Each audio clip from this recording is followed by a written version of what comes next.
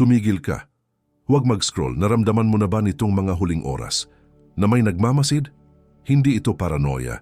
Hindi ito pagkabalisa. Ito ay isang espiritual na pagpindot.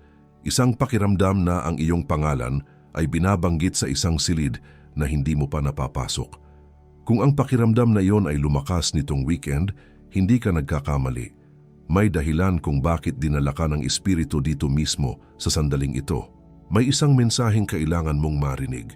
Nang mag-isa, ang pagod na dumadapo sa iyong mga balikat nitong mga nakaraang araw ay hindi pangkaraniwan. Hindi ito ang pagod galing sa trabaho o sa mga gawaing bahay. Ito ay isang bigat sa kaluluwa, isang pakiramdam na nauubos ka. Kahit wala ka namang ginagawang mabigat. Ito ay ang unang tanda na ang iyong enerhiya ay sadyang tinatarget, isang pag-atake sa iyong lakas para hindi mo nabuksan ang mensaheng para sa iyo. Pati ang iyong mga desisyon tila napapalibutan ng isang hamog ng pagdududa. Mga bagay na dati ay sigurado ka, ngayon ay pinag-iisipan mo ng paulit-ulit. Ang malinaw na direksyon ay biglang lumalabo at ang mga simpleng pagpili ay nagiging komplikado. Ito ang ikalawang pag-atake, isang pag-atake sa iyong kumpiyansa na idinisenyo upang lituhin ka hanggang sa isuko mo na lang ang dapat mong panghawakan. Maging sa iyong tahanan, ang pagnanais na mapag-isa ay mas matindi kaysa dati. Isang kagustuhang lumayo sa mga taong mahal mo, hindi dahil sa galit, kundi dahil sa isang hindi maipaliwanag na pangangailangan para sa katahimikan. Napagkakamalan itong depression, ngunit sa katotohanan, ito ay ang iyong espiritu na humahanap ng isang ligtas na lugar, isang tahimik na sulok, upang marinig ang isang bulong na sinusubukang agawin ng ingay ng mundo. Sa mga susunod na minuto, mauunawaan mo kung bakit tila mas matindi ang mga espiritual na atake at pagdududa ngayong linggo. Matatanggap mo ang partikular na utos ng Diyos para sa iyo sa panahong ito, ang salitang Chazak, at kung paano ito isabuhay bilang iyong personal na sandata. Matututunan mo ang estratehiya ni Nehemias, kung paano magpatuloy sa pagtatayo ng iyong layunin gamit ang isang kamay, habang hawak ang espiritual na sandata sa kabila. Matutukoy mo ang tatlong taktika ng tagasira ng selyo na ginagamit niya upang lituhin ka. At higit sa lahat, mabubuksan mo ang mga panalangin na nagtatayo ng pader sa paligid mo. Naramdaman mo na ba na ang inggit at oposisyon ay hindi lang dumarating bilang masamang kapalaran? Tinting Brown, kundi bilang isang kalkuladong pag-atake sa iyong kapayapaan, sa iyong proteksyon at sa iyong layunin? Paano kung ang mga hindi maipaliwanag na pagkaantala at bigla ang pag-atake ay isang senyales na mayroong isang bagay sa iyo na kinikilala ng mundo ng espiritu bago mo pa ito maintindihan? Habang tinatrato ito ng marami bilang ganyan lang talaga ang buhay, iilan lang ang nakakakita na ang mga laban na tulad nito ay hindi nagsisimula sa labas. Nagsisimula ang mga ito kapag naglagay ang Diyos ng marka sa buhay ng isang tao. Pero paano kung ang dahilan ng lahat ng naipon mong sakit at kabiguan ay dahil lamang sa kung ano ang hindi mo pa natututunang gawin? Ngayon, isipin mo ito kasama ko. Paano kung lahat ng pinagdaanan mo hanggang ngayon ay ang sagot sa tanong na matagal nang bumabagabag sa puso mo? Bakit tila mas matindi ang inggit at pag-atake kapag mas malapit ka na sa kalooban ng Diyos? Habang personal kong hinahanap ang sagot sa tanong na iyan, sa mga panahong pakiramdam ko ay binabasa ng kaaway ang sulat ng Diyos para sa akin, ay dinala ako sa isang natatanging kasangkapan. Ito ay ang sekreto ng mga panalangin na sumasanggalang sa mga pinili mula sa espiritual na inggit. Hindi ito isang ordinaryong aklat. Ito ay isang kalasag ng espiritual na pag-unawa. Isang kasangkapang ginawa para sa mga nagnanais na maunawaan ang mga pag-atake, palakasin ang kanilang espiritual na depensa at matutunan ang mga partikular na panalangin upang protektahan ang kanilang isipan, tahanan, mga landas at layunin laban sa mga inggit na sumusubok pahinain ang sinimula ng Diyos. Maraming pinili dito ang nakaramdam na kailangan nila ng espiritual na proteksyon, ngunit hindi pa sila gumagawa ng desisyon na i-download ang digital na aklat. I-download mo na ito ngayon. Ito ay available sa unang nakapaskil na komento. Ngunit mag-ingat, ang tanging problema ay kakaunti na lamang ang mga kopya ng digital na aklat na ito. Ito ay naglalaman ng mga panalangin at direksyon na binabaliwala ng marami, ngunit maaaring magbago kung paano mo harapin ang biglaang pagdududa, mga pinlanong distraksyon, at ang mga inggit na walang paliwanag. Huwag mong hintayin na may masira pang isang bagay bago ka maghanap ng proteksyon. Mag-click ngayon, i-download ang iyong kopya at tuklasin kung bakit walang inggit o atake ang mas malakas kaysa sa kalasag na kayang itayo ng Diyos sa iyo. Kung isa ka sa mga unang mag-download, bumalik ka dito at isulat, Amen. Ito ang magiging gawa mo ng pananampalataya. At ngayon mismo, maaring ipakita sa iyo ng Diyos ang dahilan kung bakit ang sunod-sunod na kabiguan ay tila humahabol sa iyong buhay. May isang takip na inilaan para sa iyo, isang kalasag na hinabi hindi mula sa metal, kundi mula sa isang salitang nagmula sa langit, isang salitang hindi kayang pasukin ng kaaway. Ito ay isang anino kung saan ka maaaring manatili, isang lugar kung saan ang mga pana ng pagdududa ay hindi makakarating. Ang pag-atake na nararanasan mo ay patunay lamang na ang kalasag na ito ay totoo at malapit ng ibigay sa iyo. Kung ang salitang ito ay tumatago sa iyong espiritu, pindutin mo ang like button. Hindi para sa akin, kundi bilang isang senyales sa kadiliman ng mundo, isang tanglaw na nagpapahiwatig sa isa pang pinili na hindi siya nag-iisa sa labang ito. Bawat pagpindot ay isang pag-amin na mayroong digmaang hindi nakikita at ikaw ay handa ng tumayo sa iyong pwesto. At tungkol sa mga imaheng iyan sa iyong isipan, ang basag na selyo, ang pakiramdam ng espada sa isang kamay at kagamitan sa kabila, ang aninong sumisilip sa iyong balikat, mayroong isang selyo na tatagal lamang ng ilang minuto na akmang-akma sa kritikal na panahong iyong kinakaharap. May dahilan kung bakit ang mga larawang ito ay ipinapakita sa iyo ngayon. Itago mo iyan sa likod ng iyong isipan. At bukod sa aming digital na aklat ng mga panalangin pinili, mayroon ka ritong isa pang paraan para palakasin ang mensaheng ito na dumating sa iyong tahanan ngayon at para maiparating ito sa mas marami pang pinili na tulad mo. Wala kaming natatanggap na kahit isang sentimo para sa bawat salita na inihahatid ko sa iyo araw-araw sa channel na ito. Bilang paraan para makapagbalik ka ng kahit anong bahagi ng natatanggap mo rito, pinapanatili rin naming bukas ang isang link para sa voluntaryong donasyon sa ibaba mismo ng digital na aklat sa unang nakapaskil na komento. Anumang halaga na kasya sa iyong kamay ngayon, anumang halaga na ituro ng iyong puso. Ito ang nagpapanatili sa aming channel na nakatayo. Ito ang dahilan kung bakit ang susunod na mensahe ay nakakarating sa ibang taong nangangailangan tulad ng pangangailangan mo ngayon. Hihintayin kita roon, pinili. At kung kailangan mong umalis bago matapos ang video na ito, ang kalasag na iyon ay naghihintay na sa iyo sa unang nakapaskil na komento dito sa ibaba. Ngunit hinihiling ko na manatili ka hanggang sa dulo dahil kung wala ang kontekstong susunod, ang selyo ay hindi gagana ng may parehong lakas sa iyong layunin. Hindi ko pa nasasabi sa iyo ang pinakamahalagang bagay. Bago tayo magpatuloy, humingi ako sa iyo ng isang bagay. Humanap ka ng isang lugar kung saan hindi ka maaabala sa susunod na ilang minuto. Kung kailangan mong ilock ang pinto, gawin mo. Kung kailangan mong maupo sa loob ng iyong sasakyan, gawin mo. Ang mga susunod na sasabihin ko ay hindi para sa pandinig ng lahat. Ito ay isang espiritual na pagsusuri, isang serye ng 4 na tanda na magpapatunay kung ang iyong pangalan ay tunay ngang tinawag para sa isang selyadong mensahe ngayong linggo. Pakinggan mong mabuti dahil ang pagkilala sa mga senyalis na ito ay ang unang hakbang upang makuha ang iyong tagumpay. Ang unang tanda ay ang biglaang at halos hindi mapigilang pagnanais na mapag-isa. Iniisip mo ito nitong mga nakaraang araw, hindi ba?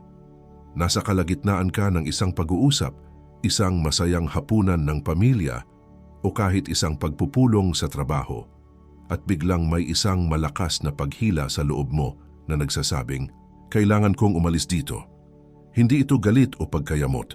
Ito ay isang malalim na pangangailangan ng kaluluwa na makahanap ng katahimikan, na para bang may isang napakahalagang bulong na sinusubukang iparating sa iyo. Ngunit nalulunod ito sa ingay ng iyong paligid. Ang ikalawang tanda ay ang nagkataong pagkaantala. Isipin mo ang pinakahuling beses na ito ay nangyari. May hinihintay kang isang napakahalagang tawag o text message. Siguro ito ay kumpirmasyon para sa isang trabaho, isang sagot mula sa isang doktor, o isang salita ng panghihikayat mula sa isang kaibigan. Ang telepono ay tumunog, sinagot mo, at sa eksaktong sandali na malapit nang sabihin ang mahalagang balita, ang oo, ang aprobado, ang magiging maayos ang lahat, biglang naputol ang linya o ang mensahe ay hindi pumasok. Naramdaman mo ang kirot ng pagkadismaya, ngunit may kasama itong malamig na hinala na hindi ito isang ordinaryong teknikal na problema. At tungkol sa naputol na koneksyon na iyan na kinilala mo ngayon, pinili, iniwan ko na ang kalasag na naghihintay para sa iyo sa unang nakapaskil na komento. Kung kailangan mong umalis bago matapos ang lahat, naroon na iyon para sa iyo. Ngunit manatili ka dahil ang pangalan ng kung ano ang nangyayari sa iyo ay hindi pa nasasabi. Ang ikatlong tanda ay ang bumabalik na alaala. Isang lumang kanta na hindi mo na narinig sa loob ng maraming taon na biglang tumutugtog sa iyong isipan ng paulit-ulit. O isang parirala mula sa isang aklat. O isang alaala mula sa iyong pagkabata na biglang lumitaw na may bagong bigat at kahulugan. Huwag mong baliwalain ito bilang isang simpleng pagka-distract. Ito ang Espiritu Santo na gumagamit ng mga pamilyar na bagay sa iyong nakaraan upang makuha ang iyong atensyon ngayon. Ito ay isang kodigo, isang paalala na mayroon kang kasaysayan sa Diyos at siya ay nangungusap sa paraang tiyak na maiintindihan mo. At ang ikaapat na tanda, marahil ang pinakamalupit sa lahat, ay ang pakiramdam ng pagkaubos bago pa man magsimula ang laban. Gumising ka ngayong umaga na mas pagod pa kaysa noong natulog ka. Isang pagod na umaabot hanggang sa iyong mga buto, isang kabigatan sa iyong isipan na ginagawang halos imposible ang pagtuon ng pansin. Hindi ito pisikal na pagod. Ito ay isang espiritual na pag-atake ng pagkaubos, isang estratehiya ng tagasira ng selyo upang matiyak na wala ka ng lakas na basahin, tanggapin, at ipaglaban ang mensaheng naghihintay sa iyo. Kung dalawa o higit pa sa mga tandang ito ang tumama sa iyong puso na may katumpakan ng isang palaso, hindi ito paranoia, hindi ito katang-isip, ito ang iyong kumpirmasyon. Ikaw ay nasa ilalim ng isang tiyak na espiritual na pag-atake dahil ikaw ang target ng isang tiyak na pagpapala mula sa langit. Ang kaaway ay hindi aatakehin ang isang walang laman na barko. Ang tindi ng oposisyon ay palaging isang sukatan ng halaga ng kung ano ang iyong dinadala. At ngayon, ang iyong pagkilala ay kailangang maging isang deklarasyon. Kung nakita mo ang iyong sarili sa mga tandang ito, kung naramdaman mo ang bigat ng mga salitang ito, pumunta ka sa seksyon ng mga komento at itype ang 727. Hindi ito para sa isang algorithm. Ito ay isang gawa ng pananampalataya. Isang senyas sa langit na ikaw ay gising, na ikaw ay nakikinig, at na ikaw ay handa ng malaman kung paano lumaban pabalik. Bawat 727 ay isang tanglaw na nagsasabi sa ibang pinili, hindi ka nag-iisa. Bago ko ipakita sa iyo ang instrumento ng proteksyon na magtatakip sa iyong layunin, kailangan kong ibigay sa iyo ang pangalan ng iyong dinadala. Ang dahilan kung bakit sinusubukan ng kaaway na sirain ang selyo ay dahil sa salitang nakasulat dito. May isang salita na isinulat ng Diyos sa wax ng selyo ng iyong mensahe, isang utos na nagmula sa kanyang trono. Ito ay isang salitang Hebreo na naglalaman ng lakas, katatagan at autoridad. Ang pag-unawa sa salitang iyon ang magbabago sa lahat. Ang totoo pinili, ang pinakamalaking agwat na kailangan mong tawirin ngayon ay hindi sa pagitan mo at ng iyong tagumpay, kundi sa pagitan ng pagiging hinirang at ng pagiging nababalutan ng proteksyon. Ang tagasira ng selyo ay dalubhasa sa pag-atake sa espasyong iyon sa gitna. Ngunit pakinggan mo ako, ang selyo ng oras na ito na iyong tinatawid ay nakita na. Nakita ito mula sa trono at may isang atas na inilabas upang pangalagaan ka habang tinatawid mo ang agwat na iyon. Ang iyong trabaho ay hindi ang lumikha ng tulay, kundi ang magtiwalang mayroong isang tulay na inihanda para sa iyo. At sinasabi ko ito sa iyo dahil nakita ko na itong nangyari. Nakita ko na ang mga hinirang na may dalang makapangyarihang mga pangako ay nababali ilang pulgada na lang mula sa kanilang destinasyon. Hindi dahil malakas ang kaaway, kundi dahil sila ay walang takip. Sila ay tumatakbo sa isang labanan na may dalang makapangyarihang espada, ngunit walang kalasag. At ang estratehiya ng kaaway ay palaging pareho. Hayaan kang mapagod sa pag-atake sa iyong sariling isipan, hanggang sa ikaw na mismo ang magtapon ng espada. At alam mo na ito, hindi mo palang nabibigyan ng pangalan. Ang pagod na iyon bago pa man magsimula ang laban ay hindi normal. Ito ay isang kalkuladong pag-atake sa iyong lakas. Ang pagdududa sa mga desisyong dati malinaw na parang kristal ay isang estratehiya upang lituhin ang iyong mga hakbang. Ang biglaang pagnanais na mapag-isa ay hindi depresyon. Ito ay ang iyong kaluluwa na sumisigaw para sa isang tahimik na lugar upang marinig ang direksyon ng Diyos. Ang mga ito ay hindi hiwa-hiwalay na mga insidente. Ang mga ito ay magkakaugnay na mga pag-atake. Bago ko pangalanan ang kalasag na partikular na idinisenyo para sa ganitong uri ng pagkaubos, dalhin mo ang iyong hinlalaki sa unang nakapaskil na komento. Huwag ka munang mag-click. Hayaan mo lang itong mag-hover doon bilang isang pisikal na pag-amin na kailangan mo ng proteksyon na higit pa sa iyong sariling kakayahan. Hayaan mong ang kilos na iyon ay maging isang panalangin nang may isang pinili na sumulat sa akin na inilalarawan ang parehong sakit na ito na may mga salitang halos katulad ng sa iyo. At ako ay naiwang walang sagot sa harap ng Diyos noon dumating sa aking mga kamay ang kasangkapang ito. Ito ay tinatawag na ang sekreto ng mga panalangin na sumasanggalang sa mga pinili mula sa espiritual na inggit. Ito ay isang digital na aklat na naglalaman ng mga partikular na panalangin, mga atas at mga espiritual na estratehiya upang magtayo ng isang pader ng apoy sa paligid ng iyong layunin. Ngunit kailangan mong kumilos ngayon dahil mayroon na lamang iilang kopya ng digital na aklat na ito. Mag-click ngayon, i-download ang iyong kopya at kung naniniwala ka na ito ang iyong sagot, bumalik ka dito at isulat ang Amen. Ito ang iyong senyales ng pananampalataya. Isang senyales ng pananampalataya na idineklara. Mahahanap mo ito sa unang nakapaskil na komento.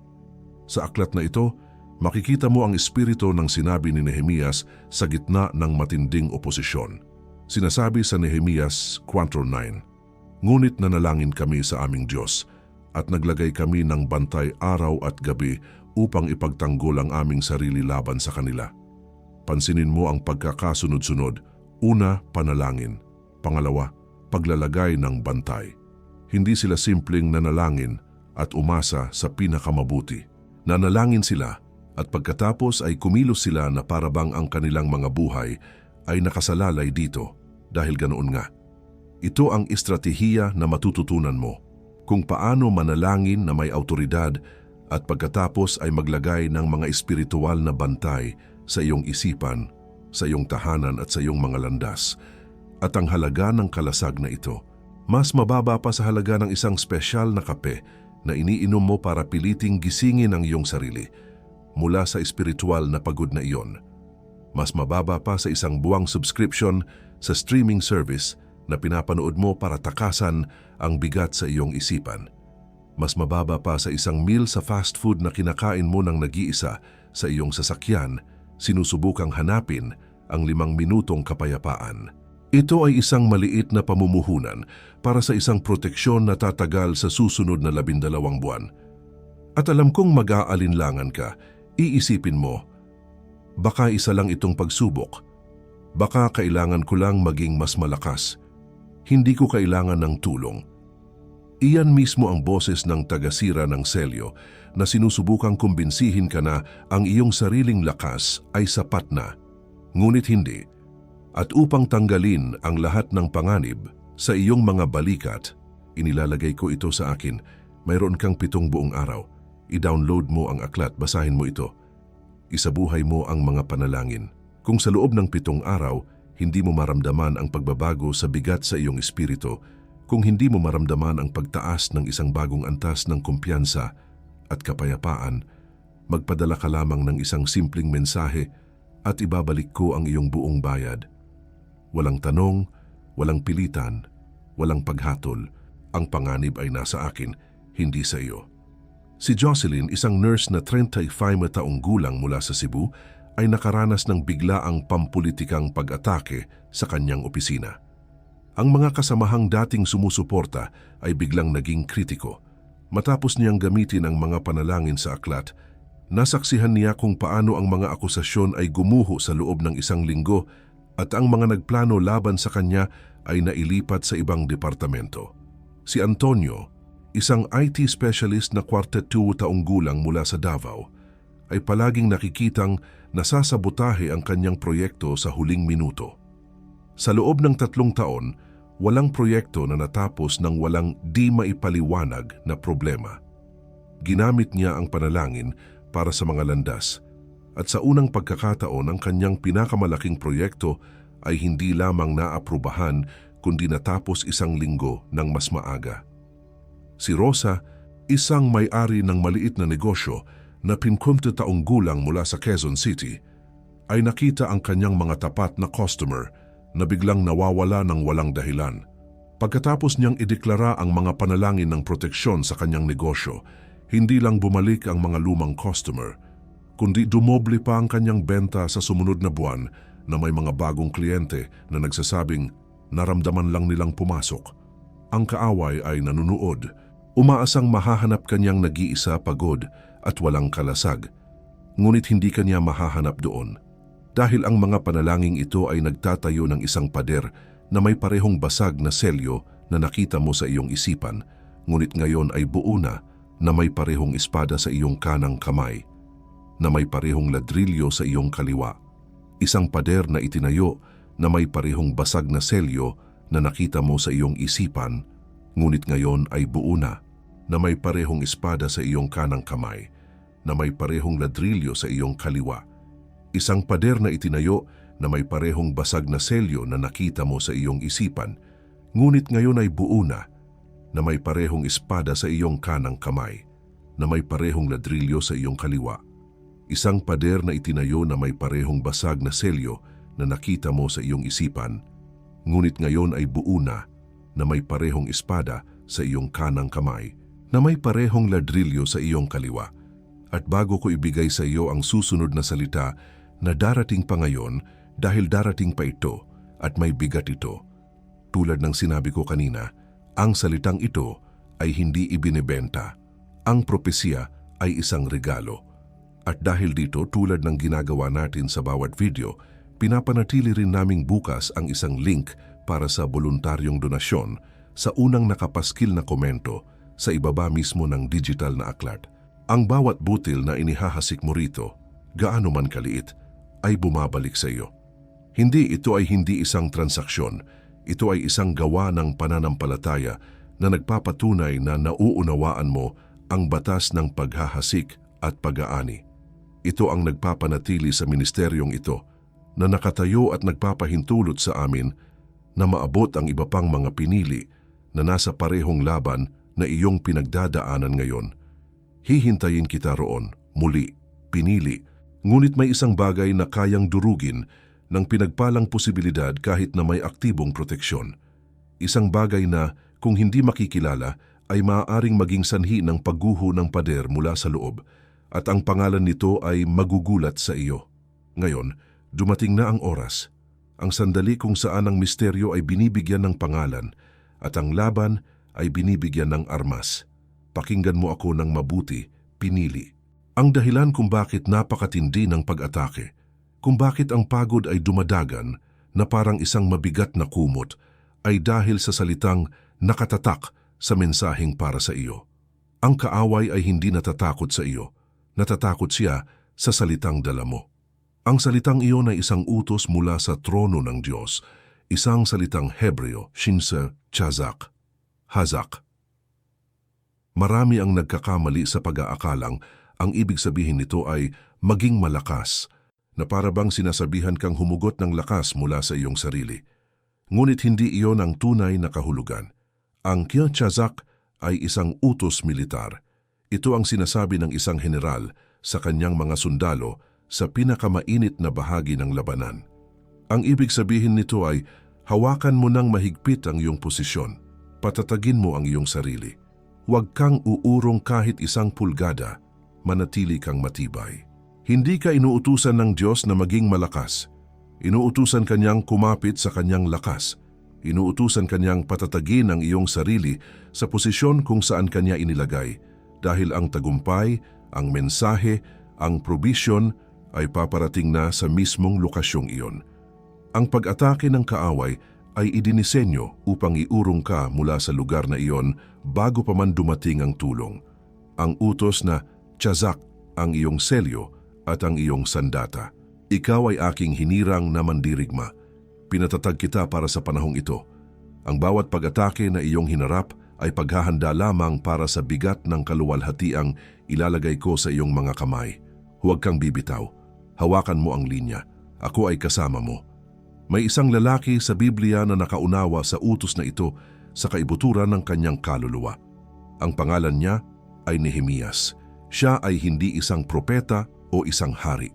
Siya ay tagapagdala ng saro ng hari ng Persya. Isang posisyon ng tiwala ngunit malayo sa Jerusalem. Ngunit isang araw nakatanggap siya ng balita na nagpabigat sa kanyang puso.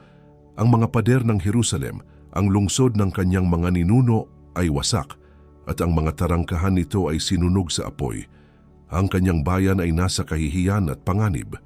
Sa kabila ng takot na baka ikagalit ng hari, nanalangin si Nehemias at humingi ng pahintulot na umuwi at itayo muli ang mga pader, at pinagbigyan siya.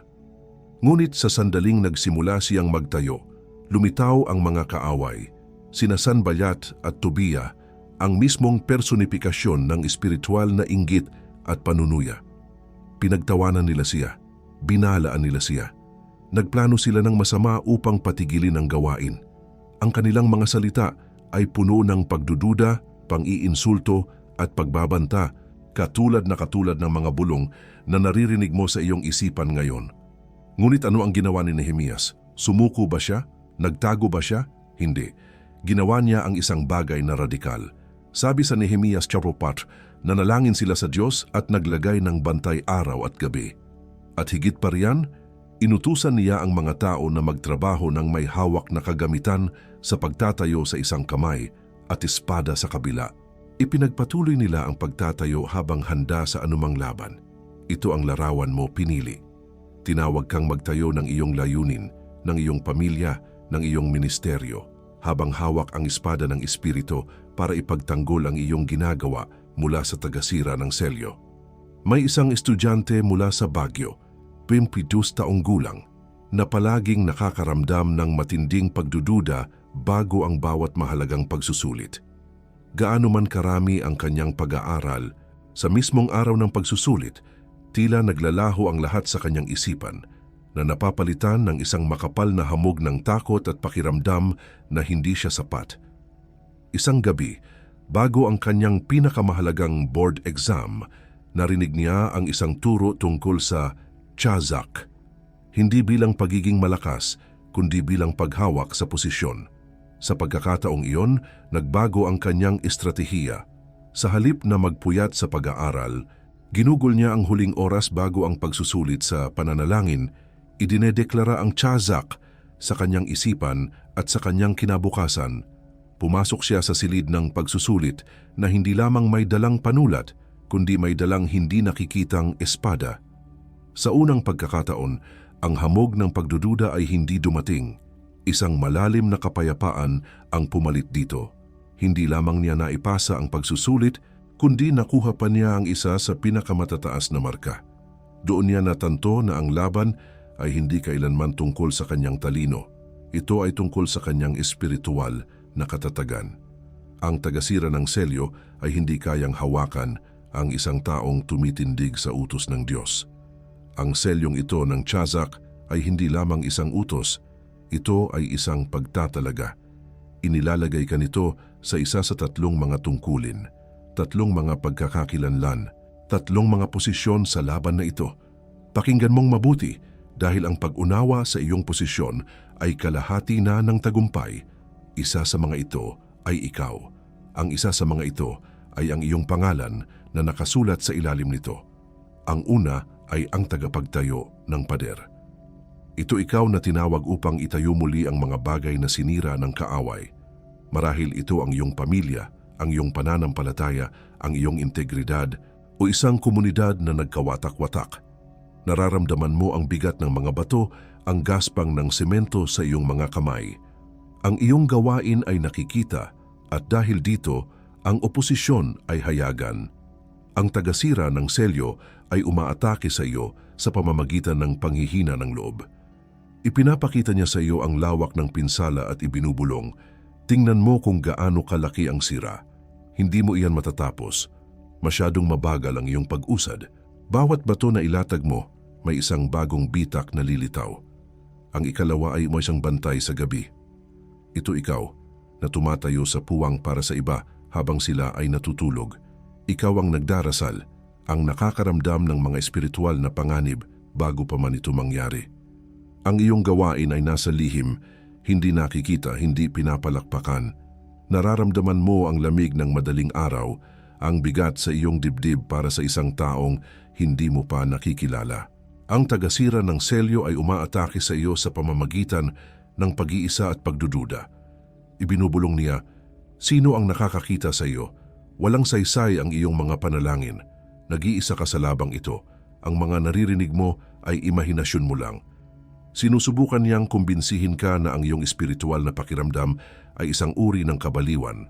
Ang ikatlo ay kiwa ang mensaherong hinirang. Ito ikaw na pinagkatiwalaan ng isang partikular na salita mula sa Diyos para sa isang partikular na tao o panahon. Dala mo ang selyadong mensahe para sa iba. Nararamdaman mo ang apoy sa iyong mga buto, isang salitang kailangan mong bitawan, isang tawag na kailangan mong gawin, isang katotohanang kailangan mong sabihin. Ang laban mo ay ang ihatid ang mensahe ng walang bawas, ng walang takot sa pagtanggi. Ang tagasira ng selyo ay dalubhasa sa pag-atake sa iyo sa pamamagitan ng distraksyon at takot sa tao. Lumilikha siya ng mga peking emergency para maantala ka. Pinupuno niya ang iyong isipan ng mga tanong. Galing ba talaga ito sa Diyos? Paano kung pagtawanan ka nila? Paano kung magkamali ka? Ang tagapagtayo ng pader, ang bantay sa gabi, ang mensaherong hinirang. Ang isa sa mga ito ay kumakatok sa iyong espiritu ngayon. Naramdaman mo ang pagkilala, ang bigat ng pagkakakilanlang iyan. Ngayon kailangan mong angkinin ito. Pumunta ka sa seksyon ng mga komento, ngayon din at itype ang pangalan ng pagkakakilanlan na naramdaman mong sa iyo. Huwag mag-alinlangan. Hindi ito para sa akin o para sa algorithm. Ito ay ang iyong pagpirma sa iyong banal na atas. Ito ang iyong deklarasyon sa langit at sa impyerno. Ito ako. Ito ang aking pwesto. Ang iyong pagsunod sa simpleng tagubiling ito ay ang unang hakbang ng iyong pagkilos bilang isang may selyo. Gawin mo ito ngayon. At ang pagkakakilanlan na isinulat mo ngayon, ang pangalang iyan na iyong inangkin ay isa ring malaking target sa mundo ng espiritu. Ang isang tagapagtayo ng pader na walang kalasag ay nagtatayo lamang para sirain muli ng kaaway. Ang isang bantay sa gabi na walang takip ay madaling mapagod sa pagpupuyat at magiging biktima ng mga panaginip ng pag-atake. Ang isang mensahero na walang proteksyon ay palaging maaantala o maliligaw ng landas. Alam ng tagasira ng selyo ang kahinaan ng bawat isa. Ngunit ang Diyos ay nagbigay ng panakip, ang aklat na iwang sekreto ng mga panalangin na sumasanggalang sa mga pinili mula sa espiritual na inggit. Na nasa unang nakapaskil na komento ay hindi lamang isang koleksyon ng mga salita. Ito ay isang arsenal na idinisenyo para sa iyong partikular na tungkulin. Naglalaman ito ng mga panalangin na nagiging kalasag para sa tagapagtayo, isang tore para sa bantay, at isang hindi nakikitang escort para sa mensahero. I-download mo ito ngayon. Huwag mong bigyan ng kaaway ng isa pang araw para guluhin ang iyong atas. Ibinibigay ko sa iyo ang susunod na 72 oras. Sa loob ng panahong iyon, gamitin mo ang mga panalangin. Kung hindi mo maramdaman ang paglakas ng iyong espiritual na depensa, kung hindi mo maramdaman na ang lupa sa ilalim ng iyong mga paa ay tumitibay, ang panganib ay nasa akin. Ngunit alam ko kung ano ang mangyayari. Ang iyong pagkakakilanlan na dati ay isang target ay magiging iyong sandata. Ngunit mayroong isang partikular na taktika, isang tuso at personal na pag-atake na itinatabi ng tagasira ng selyo para sa bawat isa sa mga pagkakakilanlang ito. Isang estratehiyang idinisenyo upang gamitin ang iyong pinakamalaking kalakasan laban sa iyo. At iyon ang susunod na salitang ibibigay sa iyo ng Espiritu. Ngayong inangkin mo na ang iyong pagkakakilanlan, ngayong tumayo ka na sa iyong pwesto, ihanda mo ang iyong sarili, sapagkat ang tagasira ng selyo ay may 3 partikular na sandata na itinatabi niya para sa mga bagong nababalutan ng proteksyon. Ang mga ito ay hindi pangkaraniwang pag-atake. Ang mga ito ay mga personal na misail na idinisenyo upang pasukin ang mga bitak sa iyong bagong pader na ginagamit ang iyong sariling mga saloobin laban sa iyo. Ang unang taktika ay ang bomba ng pagdududa. Pagkatapos mismo ng isang sandali ng kalinawan, pagkatapos mong maramdaman ang init ng presensya ng Diyos, isang malamig na bulong ang papasok. Paano kung guni-guni ko lang ang lahat ng ito? Paano kung ako lang ang gumagawa ng kwento sa isip ko para lang gumaan ang pakiramdam ko? Ito ang pinakamabisa niyang sandata, ang gamitin ang iyong sariling talino at luhika laban sa iyo, na ginagawang isang kahinaan ang iyong kakayahang mag-isip. Sinusubukan niyang kumbinsihin ka na ang espiritual na karanasan ay isang emosyonal na reaksyon lamang. Ang iyong sandata laban dito ay hindi pakikipagtalo sa isipan. Ang iyong sandata ay ang 3 bahaging deklarasyon. Una, ang deklarasyong pasalita. Kailangan mong sabihin ng malakas, ako ay isang tagapagtayo ng pader, o ako ay isang bantay sa gabi, o ako ay isang mensaherong hinirang. Pangalawa, ang deklarasyong nakasulat. Isulat mo sa isang papel ang salitang Chazak at ilagay ito kung saan mo ito makikita araw-araw. At pangatlo, ang simbolikong pagkilos, pisikal na humakbang pasulong ng isang hakbang. Ang pagsasama-sama ng salita, sulat at kilos ay nagpapadala ng isang hindi mapag-aalinlangan ng mensahe sa mundo ng espiritu na ang iyong desisyon ay hindi na mababawi. Ang ikalawang taktika ay ang kakrisis ng distraksyon. Sa sandaling magpasya kang maglaan ng oras para manalangin o magbasa ng salita, isang pekeng emergency ang biglang lilitaw. Isang tawag sa telepono na hindi naman talaga mahalaga, isang biglaang alalahanin tungkol sa isang bagay na kailangan mong gawin, o isang away na sumisiklab ng walang dahilan. Ang layunin nito ay simple, ang ilayo ka sa iyong pinagmumulan ng lakas. Alam ng tagasira ng selyo na ang isang hinirang na hindi kumakain ng espiritual na pagkain ay isang hinirang na madaling talunin. Ang iyong sandata laban dito ay ang pagtatasa ng banal na prioridad. Bago ka tumugon sa anumang krisis, huminto ka at tanungin ang iyong sarili ng isang simpleng tanong. Ito ba ay isang atas mula sa langit o isang distraksyon mula sa impyerno? Matututunan mong kilalanin ang pakiramdam ng tunay na pangangailangan mula sa Diyos, na may kasamang kapayapaan kahit sa gitna ng pagmamadali, laban sa peking pangangailangan ng kaaway, na palaging may dalang pagkabalisa at pagkalito. Ang iyong hindi sa mga distraksyon ay ang iyong oo sa iyong atas. Ang ikatlong taktika, at marahil ang pinakamasakit, ay ang isinaplanong pag-iisa. Susubukan ng kaaway na kumbinsihin ka na ikaw lang ang nakakaranas nito. Ibubulong niya, tingnan mo ang paligid mo. Ang ibang mga Kristiyano ay masaya. Ang kanilang buhay ay maayos. Ikaw lang ang nagkakaganito. May mali siguro sa iyo. Ginagamit niya ang iyong pagiging natatangi bilang isang sandata upang ihiwalay ka, na pinaparamdam sa iyo na ikaw ay isang islang nag-iisa sa gitna ng isang espiritual na karagatan. Ngunit ang iyong sandata ay ang pagkaunawa na hindi ka nag-iisa. Ito ay kusang kamalayan sa hindi nakikitang hukbo. ID. Pakinggan mo ako, pinili. Ang pag-iisang nararamdaman mo ay hindi pag-abandona, ito ay pag-calibrate. Ito ay isang senyales na ibinukod ka ng banal na espiritu para sa isang panahon na hindi nakilala ng iyong dating buhay. Inililipat ka niya sa isang mas mataas na posisyon at sa pag-akyat, tila lumalayo ang mga bagay sa ibaba. Ngunit ang totoo, inilalapit ka niya sa isang hukbo ng mga anghel at sa isang ulap ng mga saksi na lumaban sa parehong laban at nagtagumpay. Ang iyong pag-iisa ay patunay lamang ng iyong promosyon at ang katahimikan na iyan na sinusubukang kumbinsihin kang nag-iisa ka. Iyan mismo ang katahimikan na sinusubukang sirain ng tagasira ng selyo bago mo pa matanggap ang iyong tunay na utos.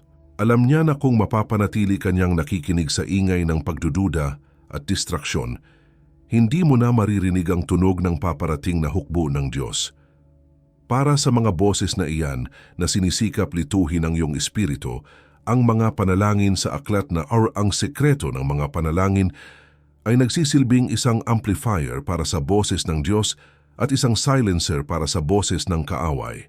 Naghihintay ito sa iyo sa unang nakapaskil na komento. Bigyan mo ang iyong sarili ng 72 oras. Sa loob ng 3 araw na iyon, gamitin mo ang mga panalangin at saksihan mo kung paano ang mga boses na bumubulong ng pagdududa ay napapalitan ng isang koro ng makalangit na katiyakan. At mayroon pa akong isang bagay na kailangang sabihin sa iyo. Isang bagay na ayaw ng kaaway na marinig mo bago ang pagsasara. Babalaan kita, pinili. Huwag mong baliwalain ang 3 taktikang ito bilang mga ordinaryong pagsubok. Ang mga ito ay mga kalkuladong estratehiya na napatunayan ng epektibo laban sa mga hindi handa. Ang pagkilala sa mga ito ay hindi optional. Ito ay mahalaga para sa iyong espiritual na kaligtasan. Bawat araw na ipagpaliban mo ang paggamit ng iyong mga sandata ay isa pang araw na binibigyan mo ang kaaway ng pagkakataong magtayo ng kuta sa iyong isipan. At dahil ang laban na ito ay araw-araw, dahil ang mga taktikang ito ay umuulit, ang video na ito ay hindi para panoorin ng isang beses lamang. Mag-subscribe ka sa channel na ito at isave mo ang video na ito. Sa susunod na maramdaman mo ang bomba ng pagdududa o ang krisis ng distraksyon o ang lamig ng pag-iisa, bumalik ka rito. Hayaan mong ang mga salitang ito ay maging iyong paalala, ang iyong pampalakas, ang iyong kumpirmasyon na ikaw ay nasa tamang landas. Gawin mo itong iyong digital na arsenal. Ang iyong pagbabalik dito ay isang gawa ng paglaban.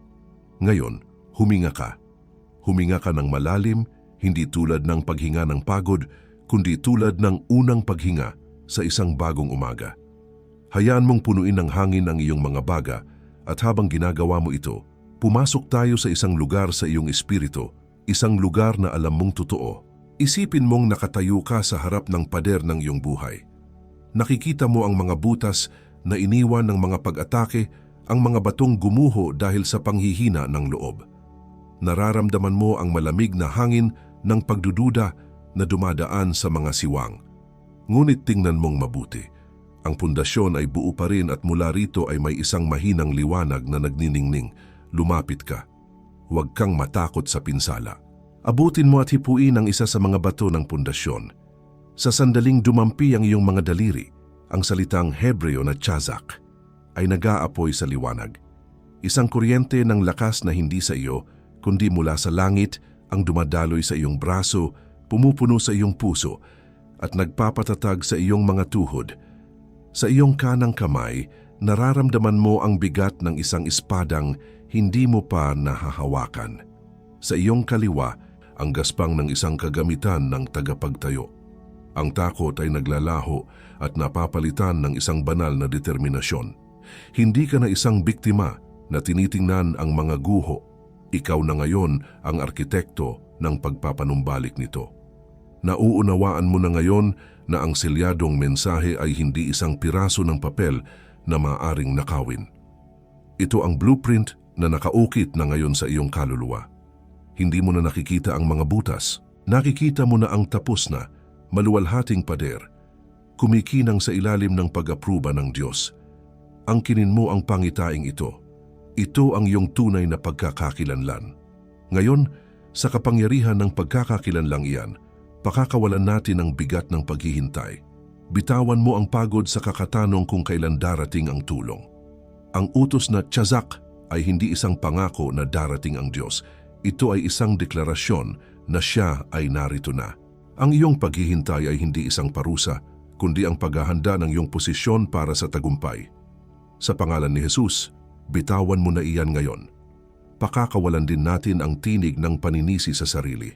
Ang boses na bumubulong na ikaw ang may kasalanan kung bakit may mga bitak, na kung mas naging malakas ka lang, hindi ito mangyayari. Iyan ay isang kasinungalingan mula sa tagasira ng selyo. Hindi ka tinawag dahil perpekto ka. Tinawag ka dahil siya ang perpekto at ang kanyang lakas ay nagiging ganap sa iyong kahinaan. Patawarin mo ang iyong sarili sa mga pagkukulang na sa tingin mo ay nagawa mo. Bitawan mo ang boses na iyan ngayon at sa wakas, pakakawalan natin ang kahihiyan ng mabagal na pag-usad. Ang sakit ng paghahambing ng iyong ginigibang pader sa mga tapos ng palasyo ng iba. Pakinggan mo ako. Ang bawat bato na inilagay mo sa gitna ng laban ay mas mahalaga sa langit kaysa sa 1,000 bato na inilagay sa panahon ng kapayapaan. Ang iyong landas ay hindi mabagal. Ito ay masinsinan. Ang iyong mga peklat ay hindi tanda ng pagkatalo. Ito ang mga medalya ng iyong katatagan. Bitawan mo ang kahihiyan ngayon. At ngayon, sa espasyong nalikha ng iyong pagpapalaya, ina-activate ko ngayon ang tagapagtayo ng paderim sa iyo. Tinatanggap mo ngayon ang biyaya upang makita ang mga blueprint ng langit sa gitna ng mga guho. Ang iyong mga kamay ay hindi na mangangatal. Bawat bato na iyong hahawakan ay babasbasan. Bawat puwang na iyong pupunan ay sisilyuhan laban sa anumang pag-atake sa hinaharap. Sa autoridad na ipinagkaloob sa iyo, magtayo ka. Ina-activate ko rin ang bantay sa gabinan sa iyo. Ang iyong espiritual na pandinig ay pinalilinaw ngayon. Ang mga pahiwatig ng Espiritu Santo ay magiging kasing linaw ng tunog ng kampana sa hating gabi. Binibigyan ka ng autoridad na tumayo sa puwang para sa iyong pamilya, sa iyong komunidad at sa iyong bansa. Ang iyong mga panalangin ay hindi na bumabalik na walang laman. Ang mga ito ay nagiging mga anghel na mandirigma. Magbantay ka. At panghuli, ina-activate ko ang mensaherong hiniranghan sa iyo. Ang takot sa tao ay binabali sa iyong buhay ngayon. Ang iyong dila ay pinapahira ng apoy ng Diyos. Hindi ka na mag-aalinlangan sa salitang ipinapadala niya sa pamamagitan mo.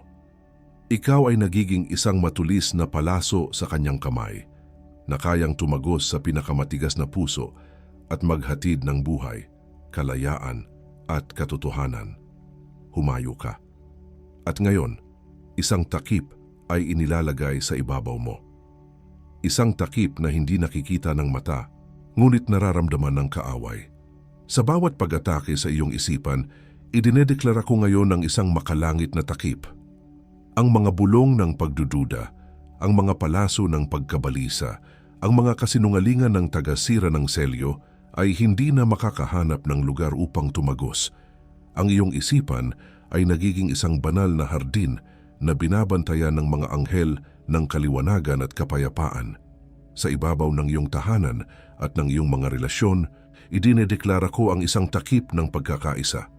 Ang mga espiritu ng pagtatalo, hindi pagkakaunawaan, at paghihiwalay na sinubukang pasukin ng iyong mga pinto ay pinuputol ngayon.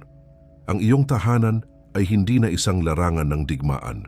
Ito ay nagiging isang kanlungan, isang lugar kung saan ang presensya ng Diyos ay nananahan at ang pag-ibig ay namumuno. Ang bawat ugnayan ay tinatakpan ng biyaya. At sa ibabaw ng iyong mga landas at ng iyong layunin, idinedeklara ko ang isang takip ng banal na direksyon. Ang mga bitag ng distraksyon, ang mga pader ng pagkaantala, ang mga hamog ng pagkalito ay inaalis sa iyong daraanan. Ang iyong mga paa ay ginagabayan. Ang iyong mga hakbang ay tinitiyak. Hindi ka na maliligaw. Ang landas na itinalaga sa iyo ng Diyos, bago pa man itatag ang mundo, ay nililiwanagan ngayon ng kanyang kaluwalhatian. Anak, nakita ko ang bawat patak ng luha na bumagsak sa katahimikan ng gabi. Narinig ko ang bawat tanong na hindi mo mahanap ang mga salita upang bigkasin.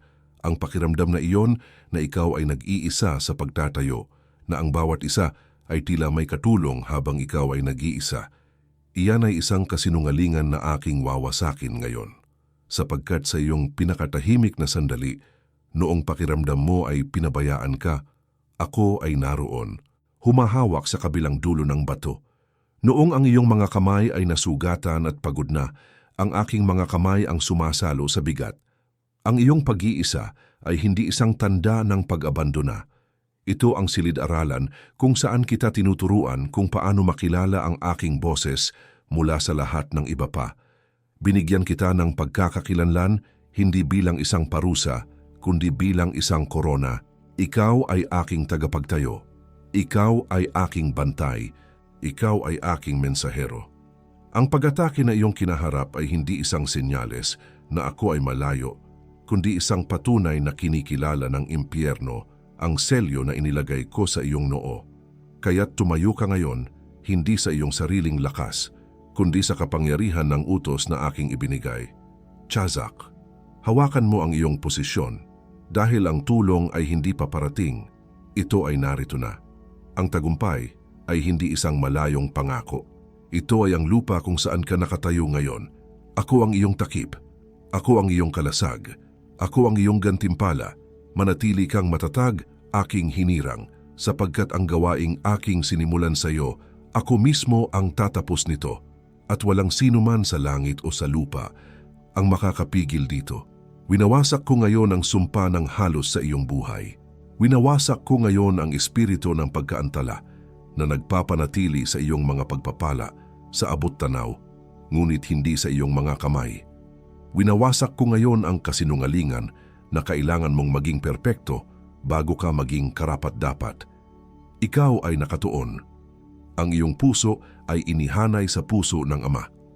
Ang iyong oo ay umaling-awngaw sa mga korte ng langit at ang bawat demonyo sa impyerno ay narinig ito. Ang iyong pangako ay hindi isang emosyon na nagbabago. Ito ay isang tipan na tinatakan ng dugo. Ikaw ay inatasan. Binigyan ka ng isang partikular na atas, isang bahagi ng pader na sa iyo lamang itinalaga. Hindi ka isang reserbang sundalo, ikaw ay nasa frontline. Ang iyong mga kamay ay pinahiran para magtayo, ang iyong mga labi ay pinahiran para magdeklara, ang iyong espiritu ay pinahiran para makakita. Ikaw ay isinugo. Hindi ka na naghihintay ng pahintulot, ikaw ay pinakawalan na. Isang buhay na sandata sa kamay ng Diyos, isang boses para sa mga walang boses, isang tanglaw sa pinakamadilim na sulok. Ang langit ay nasa likod mo, ang mga anghel ay nasa paligid mo, at ang kapangyarihan ng Diyos ay nasa loob mo. Humayo ka. Huwag mo nang sabihing Amen. Manatili ka muna diyan. Reposa nese dekreto. Ang bigat ng atas na ito ay totoo, ngunit ngayon ito ay pumapanig sa iyo, hindi laban sa iyo. Ang iyong bibig ay hahanapin ang salitang Amen para isara ang panalangin bago pa man ito tuluyang lumapag. Huwag mo itong isara. Hihintayin natin ang hudyat mula sa langit at ako ang magsasabi sa iyo kung kailan. At habang ang atas na iyan ng pagiging isinugo ay nananahan sa iyong espiritu, habang nararamdaman mo ang pagbabago mula sa pagiging target tungo sa pagiging sandata, kailangan mong huminto sandali at tingnan ang nakapaskil na komento. Ang sekreto ng mga panalangin na sumasanggalang sa mga pinili mula sa espiritual na inggit ay hindi lamang isang aklat. Ito ang manual ng operasyon para sa bagong atas na iyong tinanggap. Ito ang mga salita na iyong bibigkasin kapag ang tagasira ng selyo ay bumalik at babalik siya upang subukan kung totoo nga ang iyong pagkatalaga. Ang halaga nito ay mas mababa pa sa ginastos mo sa gamot para sa sakit ng ulo na dulot ng espiritual na panggigipit. At ang 7 araw na garantiya ay naririyan pa rin. Ito ay isang paalala na ang iyong pananampalataya ay hindi kailangang maging bulag. Ito ay kailangang maging aktibo. Ang pag-download sa kasangkapang ito ay ang iyong unang pagkilos bilang isang taong isinugo. At kung iniisip mong ipagpaliban ito, humihiling ako na huminto ka. Dahil ang sakana sa kontekstong ito ay ang paraan kung paano pumapasok ang tagasira ng selyo sa pamamagitan ng siwang ng mabuting hangarin. Ang boses na bumubulong ngayon, May bayad yan, hindi dapat ganyan ang salita ng Diyos. Saka na, kapag hindi na ako pagod, baka lalo lang akong ma-disappoint kung hindi gumana. Kaya ko to mag-isa, panalangin lang naman. Mas kailangan kong mag-ipon ngayon kaysa gumastos pa. Ang boses na iyan ay hindi sa iyo. Ito ay tunog tulad ng sa iyo. Ginagamit nito ang iyong bokabularyo.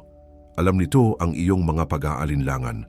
Ngunit ito ang tinig ng natalo ngayon sa korte ng langit at sinusubukang bawiin ang teritoryo bago magsimula ang susunod na 24 na oras. At ngayon, ang huling salita. At sa parehong panahong ito, babalik ako rito upang ibigay sa iyo ang mga susi kung paano panatilihing nakabantay ang mga pader na itinayo mo upang hindi na muling makapasok ang kaaway sa mga lugar na napalaya na.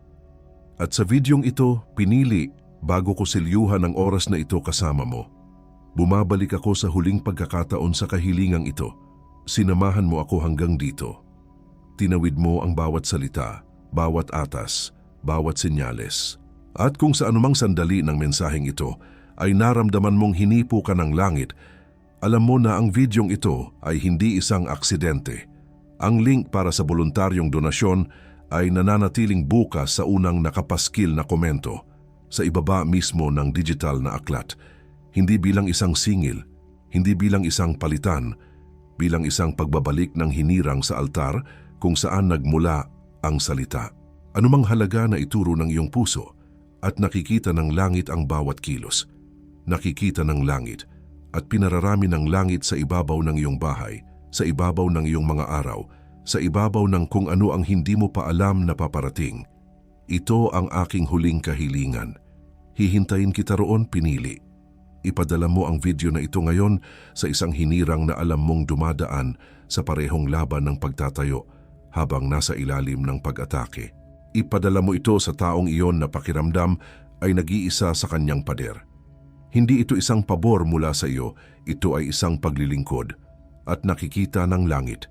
Kung hindi mo pa man lang nasilip ang sekreto ng mga panalangin na sumasanggalang sa mga pinili mula sa espiritual na inggit. Ang link ay nananatili sa unang nakapaskil na komento. Hindi ito isang pabor mula sa iyo, ito ay isang paglilingkod at nakikita ng langit. Ngayon, oo. Ngayon ay maaari mo nang sabihing amen. Sabihin mo kasama ko ngayon, amen. At ako ang Ama ay nakarinig. Ang bawat amen na binigkas ay isang bato na inilalagay sa iyong pader. Huwag kang hihinto sa pagtatayo.